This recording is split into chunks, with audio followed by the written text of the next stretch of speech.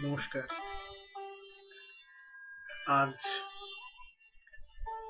25শে বৈশাখ, রবীন্দ্রনাথ ঠাকুরের জন্মদিন। আজ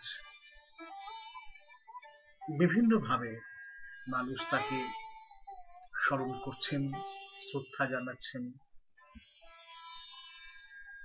এবছর যেহেতু আমরা গৃহবন্দী, সে কারণে তো বাইরে যেতে পারছি না।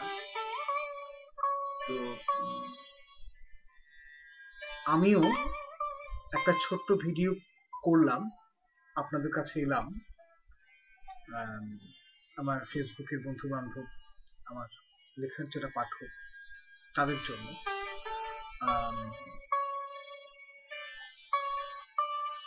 আমার একটা লেখা রবীন্দ্রনাথকে শ্রদ্ধা জানিয়ে, মানে আমি রবীন্দ্রনাথকে কিভাবে ভেবেছি। রবীন্দ্রনাথ আমার জীবনে ভীষণভাবে জুড়ে আছেন। তিনি কেবল একদিনের জন্য নন, তিনি প্রতিদিনের। তিনি হচ্ছেন আমার জীবন দেবতা। শুধু আমারই নয়, বাঙালির জীবন দেবতা। বাঙালির কে আছে, কি আছে? বাঙালির একজন রবীন্দ্রনাথ আছে। তো আমি যে গদ্যটি পাঠ করব, এটা প্রথমে মাটির কাছাকাছি পত্রিকায় অন্তত বছর 15 আগে ছাপা হয়েছে। তারপর 2011 কি 12 সালে অবগুণ্ঠনের রবীন্দ্র সংখ্যায় এটি আবার প্রকাশিত হয়। আমার কোনো গদ্যের বইতে এই গদ্যটি এখনো পর্যন্ত নেই। সম্পূর্ণ গদ্য অবশ্যই শোনাবো না, মানে একটা আমার গদ্যের একটুখানি অংশ আপনাদের আজকে আমি একটু পাঠ করে শোনাই।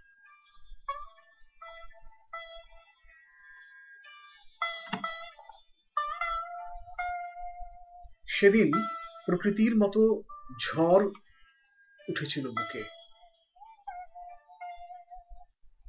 প্রেম আর অপ্রেম থেকে দূরে উড়ে গিয়েছিল পাখি। নরম বিকেল বেলা, নরম মেদু হলুদ বিকেল।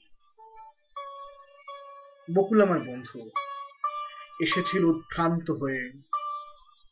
সে তার প্রেমকে হারিয়ে ফেলেছিল বনে বাগারে, নাকি হেমন্তের জ্যোৎস্নায়, আজ আর মনে পড়ে না। সে শুধু কেঁদেছিল, সেই কষ্টটাই মনে আছে। তাকে বলেছিলাম রবীন্দ্রনাথের কথা।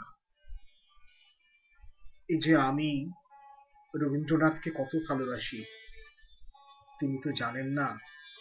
এক সামান্য কবি তাকে কত ভালোবাসে। আর তাছাড়া জানাবার দরকারই বা কি? তুমি যাকে ভালোবাসো তাকে ভালোবাসো, অন্তর দিয়ে ভালোবাসো। তাকে জানাবার দরকার নেই যে তুমি তাকে ভালোবাসো, কেবল ভালোবাসো। যেমন রবীন্দ্রনাথকে আমরা ভালোবাসছি, তার কাছে আশ্রয় চাইছি। আজ জ্যোৎস্না রাতে সবাই গেছে বনে। আপাত দৃষ্টিতে মনে হয় যেন প্রেমের গান। এ তো প্রেমের গান নয়। ছোট ছেলে সমী মারা গেছে, কত কষ্ট, কত যন্ত্রণায় ছটফট করছেন কবি। ছাদে দাঁড়িয়ে প্রিয়তম পুত্রের স্মৃতি আঁকড়ে গাইছেন। স্পষ্ট দেখছি আজও রবীন্দ্রনাথ গাইছেন। আজ জ্যোৎস্না রাতে সবাই গেছে বলে। আমরা সামান্য কষ্টে কাতর হয়ে পড়ি, সামান্য সুখে বা সামান্য দুঃখে দোলায়িত হতে হতে পৌঁছে যায় জীবন সায়ান্নে। ব্যতিক্রম রবীন্দ্রনাথ। দুঃখেরও বেশি এসেছ বলে তোমায় নাকি ডরিবতে, এ কথা রবীন্দ্রনাথ বলতে পারেন। আর আমাদেরও দিয়ে যান সেই মহামন্ত্র, পৃথিবীতে এসে যে ব্যক্তি দুঃখ পেল না, সে লোক ঈশ্বরের কাছ থেকে তার সব পাওনা পেল না, তার পাথেও বড় কম পড়ে গেল। রবীন্দ্রনাথের মতো করে কেই বা দুঃখকে জেনেছেন, অনুভব করেছেন দুঃখের অমৃত তত্ত্বকে, সারা জীবন দুঃখ পেয়েছেন, কষ্ট পেয়েছেন, তবু জীবন দেবতাকে সম্মান জানিয়েছেন, বিশ্বাস হারাননি, তাকে প্রণাম করেছেন।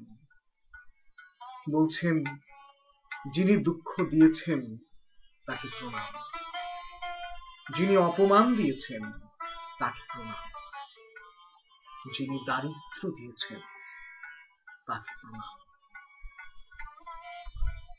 এই হচ্ছেন রবীন্দ্রনাথ, আমাদের আত্মার আত্মীয় না, কেবল আত্মীয় নন, পরমাত্মীয়। প্রেম না এলে তো দুঃখকে অনুভব করা যাবে না, আর দুঃখ না পেলে প্রেমের মূল্য কোথায়? জীবনে প্রেম থাকবেই, প্রেম আসবেই, সঙ্গে দুঃখ। দুঃখ না পেলে মুক্ত হব কিভাবে? মুক্তি কোথায়? কোথায় মুক্তি?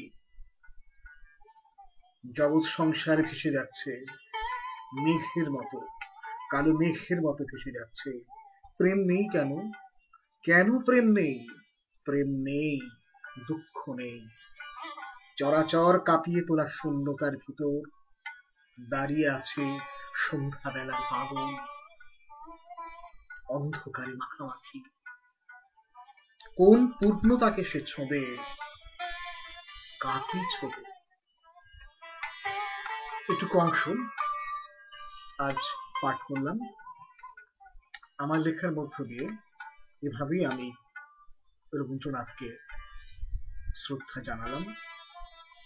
আপনারা সকলে ভালো থাকুন। নমস্কার।